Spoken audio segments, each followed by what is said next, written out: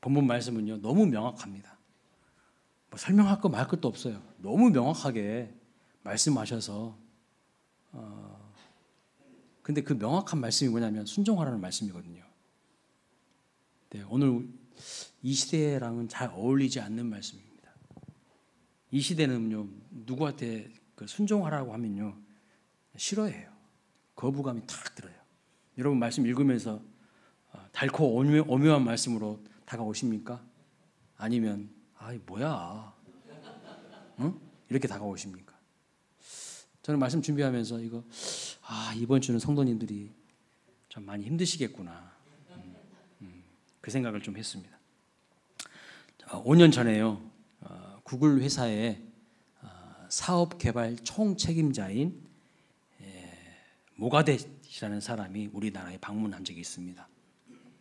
공학자이기도 하고 구글이라고 하면은 전 세계적으로 유명한 회사 아닙니까? 그 회사의 사업개발 총책임자이면서 부사장이에요. 모가뎃. 아마 들어보신 분들이 있으실 거예요. 이 사람이요 저기 스타필드 코엑스몰 별마당 도서관, 우리 수원도 스타필드 생겼잖아요. 저도 가봤습니다. 별마당 도서관 가봤는데 참 좋게 생겼더라고요. 그 별마당 도서관에서 이분이 강연을 한 적이 있는데 이런 말을 했어요. 인간의 디폴트 값은 행복이다. 이런 말을 했어요. 인간의 디폴트 값은 행복입니다. 뭔 소리 하고 있는 거예요? 여러분 디폴트가 뭔지 아세요? 디폴트.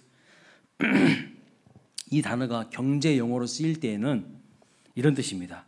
채무 불이행이라는 뜻이에요. 디폴트가.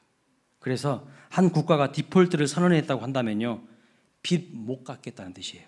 빚 못 갚겠다. 채무 불이행. 그런데 이게 IT 용어로 쓰일 때는요 완전히 다른 뜻이 되는데 무슨 뜻이 되냐면 기본 설정값이라는 뜻이 돼요. 기본 설정값. 핸드폰을 샀는데요 디폴트 어플리케이션이 있습니다. 무슨 말이냐면 기본적으로 깔려있는 앱이 있다는 뜻이에요. 근데 흥미로운 것은 사람에게도 기본 설정값이 있다고 이 모가뎃이라는 사람이 이야기를 했다는 거예요. 그 모가뎃이라고 하는 사람은 행복이라고 주장했어요. 기본 설정값이. 어떤 사람은요 기본 설정값이 감사인 사람이 있어요. 항상 이 사람은요 기본적으로 감사해요. 근데 어떤 사람은요 기본 설정값이 항상 원망이고 불평이신 분들이 있어요. 이 사람들은 만족과 감사가 없고 그냥 기본적으로 삶을 대하는 태도가요 삐딱하고 부정적이고 불평이 많고 그렇습니다. 시니컬해요. 여러분 우리 그리스도인들에게도요 하나님께서 기본 설정값을 주셨어요.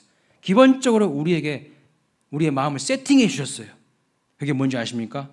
하나님께서 우리에게 원하시는 우리의 기본 설정값 뭘까요?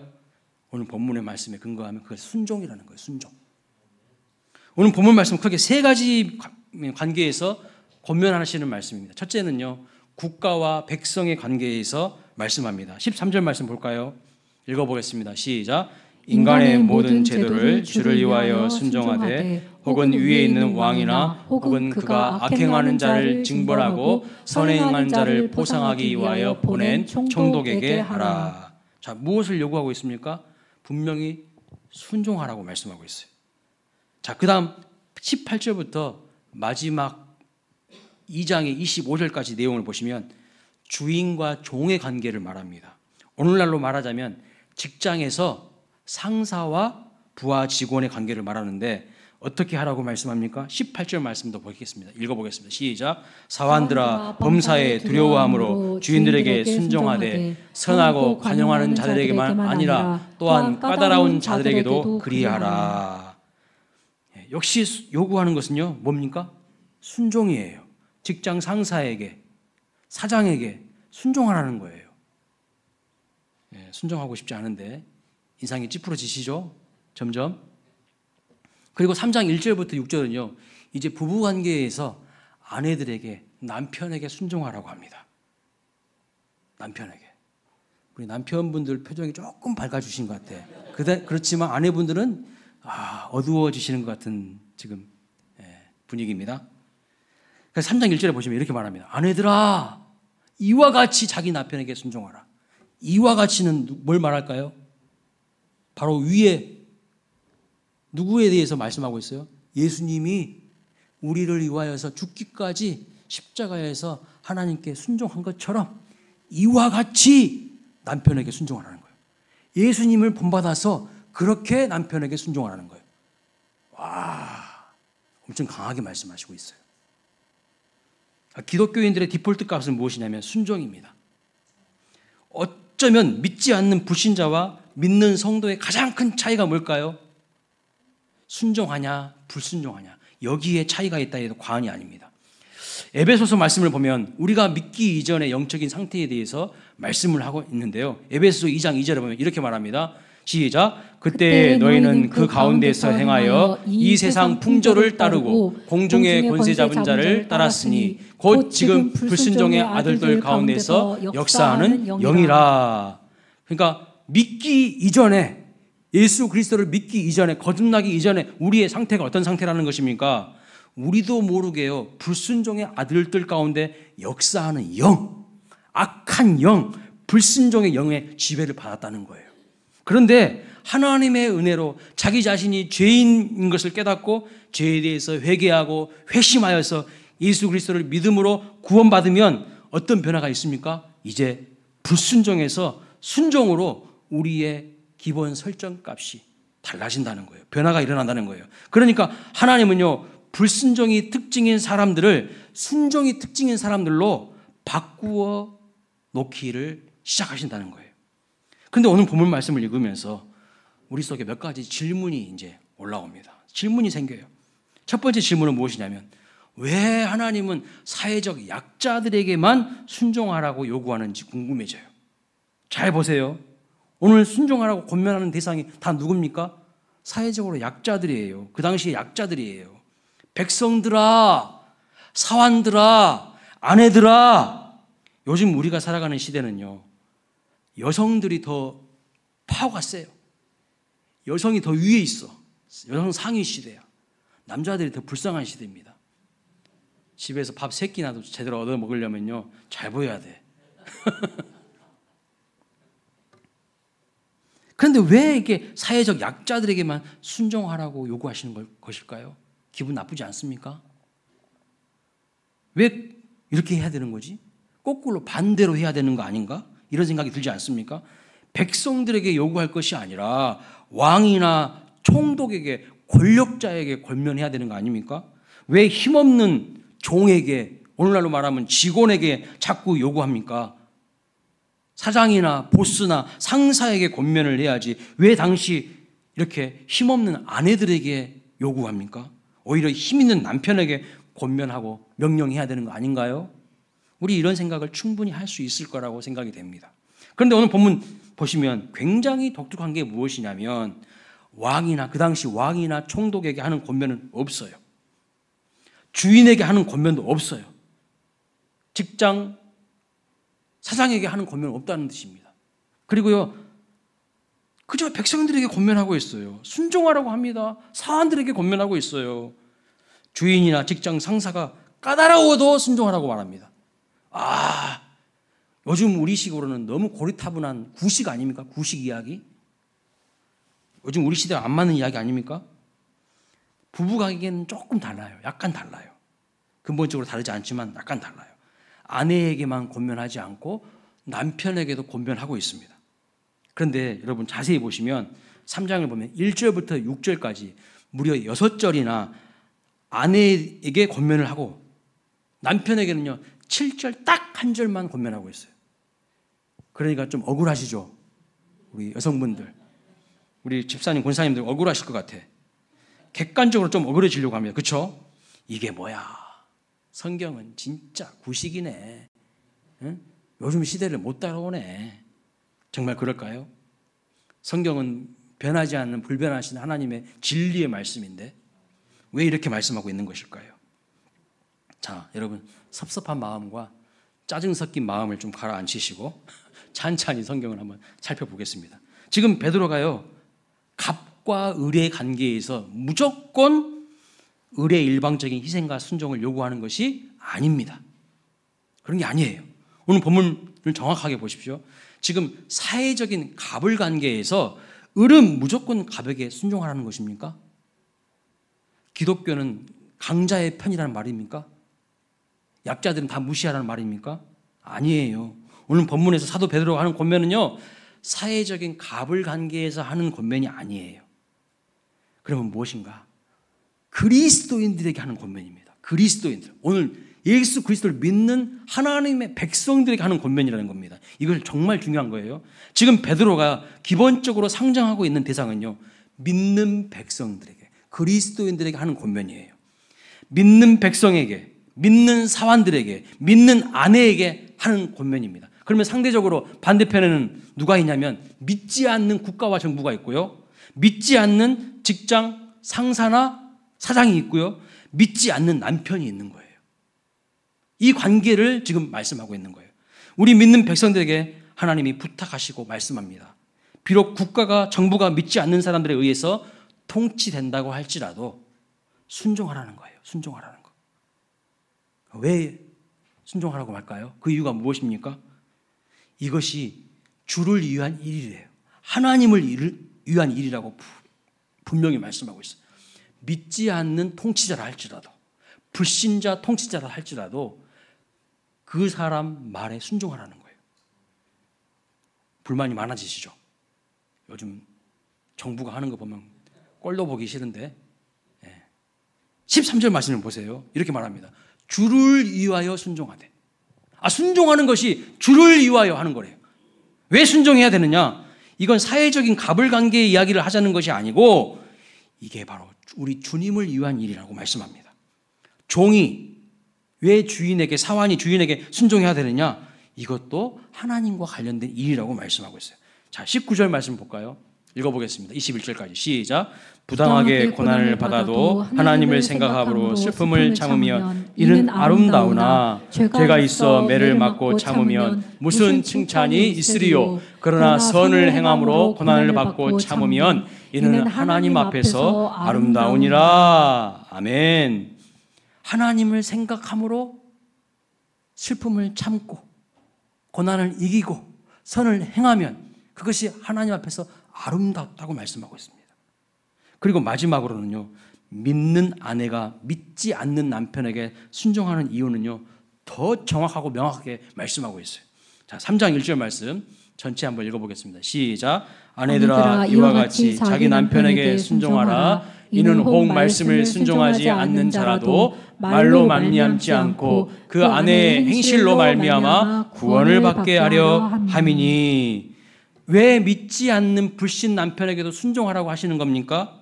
그 남편은 하나님의 말씀을 순종하지 않는 사람일지라도 그 아내의 순종하는 아름다운 행실을 통하여서, 순종하는 아름다운 행실로 인하여서 결국 마음의 문을 열고 하나님께로 돌아올 수가 있다는 거예요. 구원받을 수가 있다는 것을 말하고 있는 겁니다. 아멘이 안 되시죠? 자, 이렇게 하는 것이 결국 무엇이라고 말씀하고 있는 것인지 보겠습니다. 3장 4절 하반절에 이렇게 말씀합니다. 이는 하나님 앞에서 값진 것이라고 말씀하고 있어요. 하나님 앞에서 아름다운 것이고 하나님 앞에서 값진 것이 순종하는 거래요. 한마디로 말씀드리면 주를 위해서 그렇게 하라는 거예요.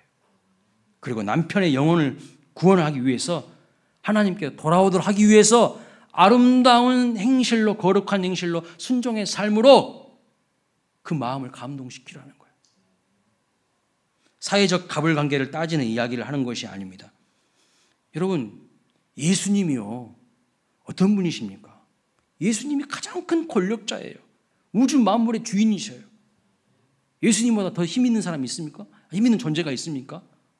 근데 그분은요, 낮아지시고 낮아져서 하늘의 미랄처럼 이 땅에 썩어 죽으셨잖아요.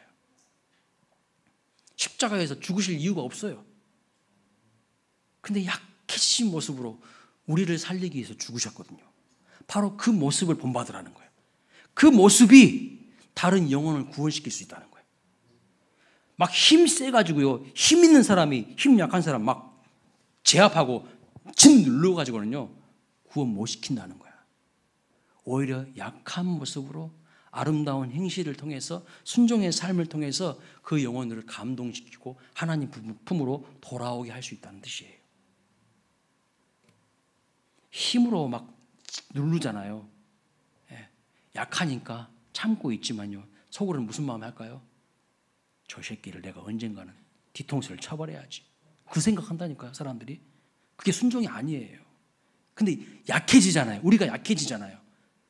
약하면서도 하나님의 뜻을 받들어 거룩한 삶을 살고 순종하는 삶을 살면요, 그것이 영향력이 있고 그것이 향기가 되는 거예요. 누가 높고 누가 낮고 그런 가불관계를 이야기하는 것이 아닙니다. 주를 위해서 국가에 왜 순종해야 되는가? 그렇게 순종함으로 믿지 않는 국가와 정부와 권력자가 변화받고 예수님께로 돌아올 수 있다는 거예요.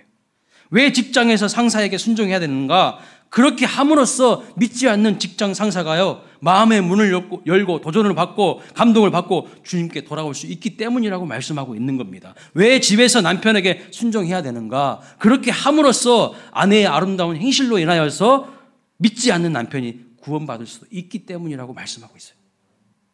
깨달아지십니까? 모두 하나님 때문에 참고 인내하며 순종하는 삶을 살아야 된다고 권고하고 계십니다. 그 국가와 상사와 남편을 변화시키는 것이 오히려 힘이 없고 약해 보이지만 믿음의 사람들에 의해서 충분히 가능하다는 것을 말씀하고 있어요. 우리 그리스도인들이요, 이 일을 위하여서 부르심을 받았다고 말씀합니다. 22절 말씀 볼까요? 시작. 이를 위하여 너희가 부르심을 받았으니 그리스도도 너희를 위하여 고난을 받으사 너희에게 본을 끼쳐 그 자체를 따라오게 하려 하셨느니라. 그렇습니다.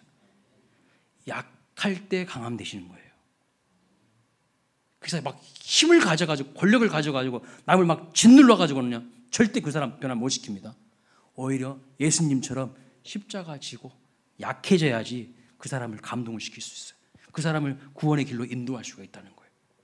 예수님도 우리를 구원하시기 위해서 고난 받으셨다고 합니다. 예수님이 억울하게 고난 받으시고 십자가에 죽으실 이유가 없습니다. 그러나 우리를 사랑하셔서 기꺼이 희생하시는 거예요. 고난 받는 것을 감당하심으로 본을 보여주셨다고 말씀하고 있어요. 오늘 본문을 보면요, 아내분들, 특히 여성분들이 마음이 언짢으실 수 있어요. 그렇죠? 기분 나쁘시죠? 왜 우리만 가지고 그래? 그렇지 않습니까? 네. 괜찮습니다. 다음 주에 남편에 대해서 이야기합니다. 네. 남편분들 다음 주에 긴장하셔야 돼요. 네. 여러분, 하나님 사랑하십니까? 정말 하나님 사랑하세요? 어떤 분들은요, 하나님을 너무 사랑해서 자기 목숨까지도 하나님 앞에 드리겠다고 하신 분이 있어요. 우리 교회도 있더라고요. 우리 교회도 많아. 순교하시겠다고 하신 분들이 있어요. 근데 본인은 모르고 그렇게 이야기하시더라고. 본인은 모르고 찬양하지만 우리가 찬양을 할 때에 무슨 찬양을 부릅니까? 이번 주, 지난주, 엊그저께 금요 기도회 때도 이 찬양을 불렀거든요. 십자가의 길, 순교자의 삶. 가사가 이렇습니다. 띄워줘 보세요. 조롱하는 소리와 세상 유혹 속에도 주의 순결한 신부가 되리라. 세상이 어찌 되든지 나는 믿음의 길을 걷겠다는 거죠. 근데 그 다음 절, 내 생명 주님께 드리리. 순교하겠다는 거잖아. 아무 생각 없이 부를 수 있는 찬양이 아니에요. 내 생명 주님께 드리리. 너무 귀한 마음이고요. 사실 함부로 부를 수 있는 찬양이 아닙니다. 정말 귀한 찬양입니다. 그런데 여러분, 제가 여러분에게 주님의 이름으로 권면하고 부탁드립니다. 순교할 생각하지 마시고요. 집에서 순종부터 하십시오.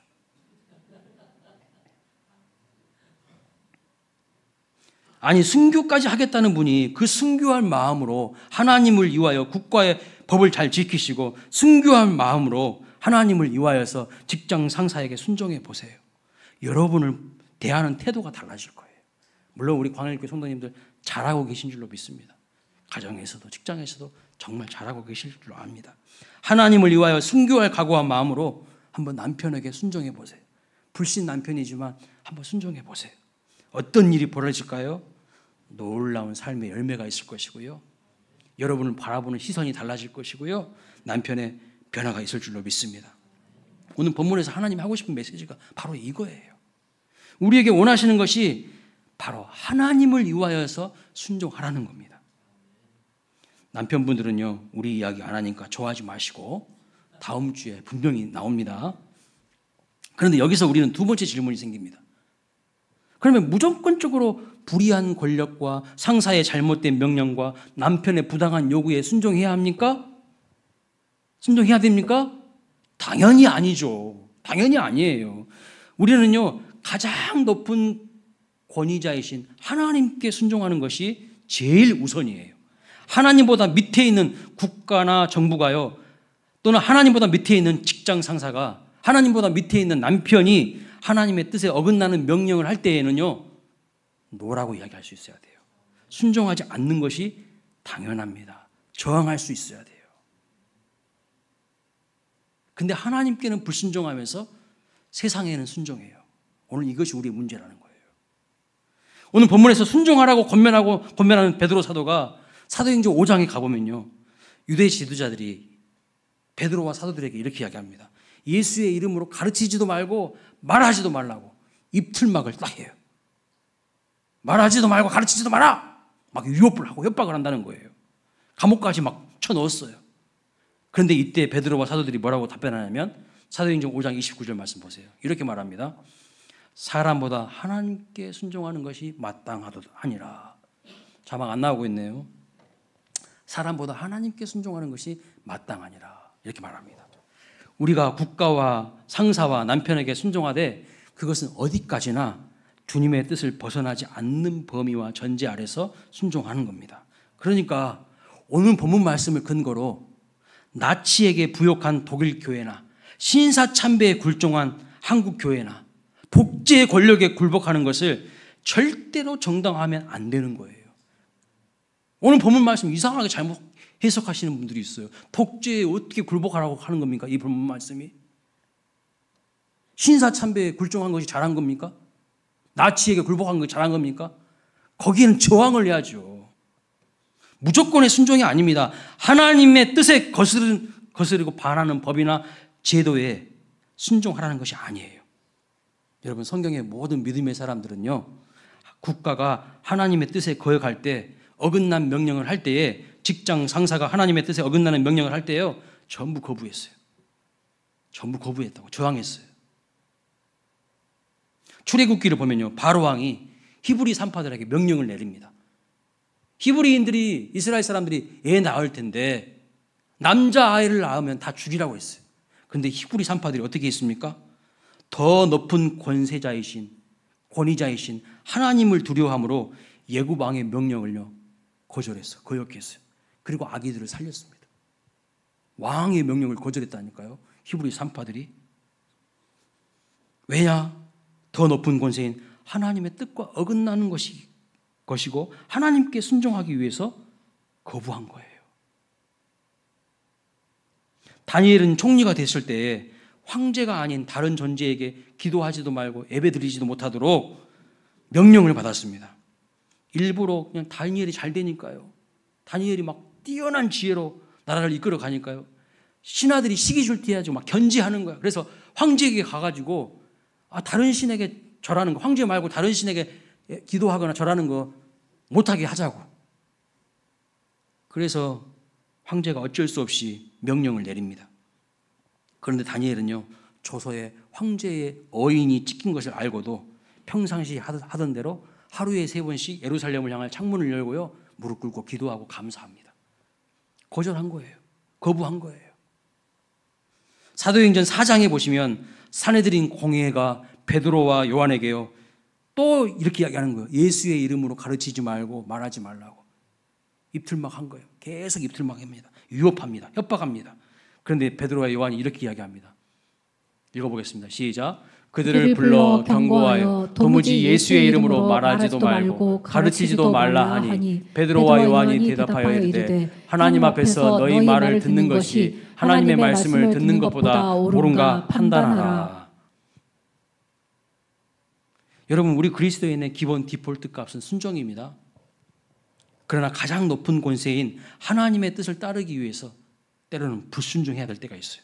정부가 예배를 만약에 못 드리게 하면요, 그때는 불순종하는 거예요. 따르지 않는 겁니다. 직장 상사가 예배를 못 드리게 하면, 하나님을 못 섬기게 하면요, 그때는 불순종하는 거예요. 저는요, 고등학교 3학년 때 학교에서 주일에 예배 드리지 말고 주일에 학교에 나오라고 했어요. 학교에 나오라 하더라고요. 제가 고등학교 다닐 때만 해도 그런 게 있었어요. 주일에도 교회 가지 말고 학교 나와서 공부하라는 거예요. 제가 어떻게 했을까요? 네, 안 갔어요. 예배 드리고 갔습니다. 예배 드리고 가서 엄청 공부를 시키는 학교예요. 1년에 서울대를 저희 동기들이 38명이 들어가고 우리 위에 바로 선배들은 42명이 들어가서 서울대를 공부 엄청 시키는 학교였어요. 근데 저는 안 갔어요. 예배 드리고 교회 갔어요. 아니, 예배 드리고 학교 갔어요. 그랬더니 선생님이 엎드려 뻗쳐! 그러시더라고요. 엎드려 딱 뻗쳤더니 몽둥이 2만 원을 가져와가지고 막 사정없이 막 때리는 거예요. 선생님 말에 거역했다고. 엄청 아프더라고요. 죽을 정도로 아프더라고요. 근데 마음은 너무 기쁘고 행복했어요. 내가 주를 위하여서 이렇게 핍박을 받고 이렇게 고난을 당하고 마음은 진짜 행복하더라고요. 몸은 아픈데.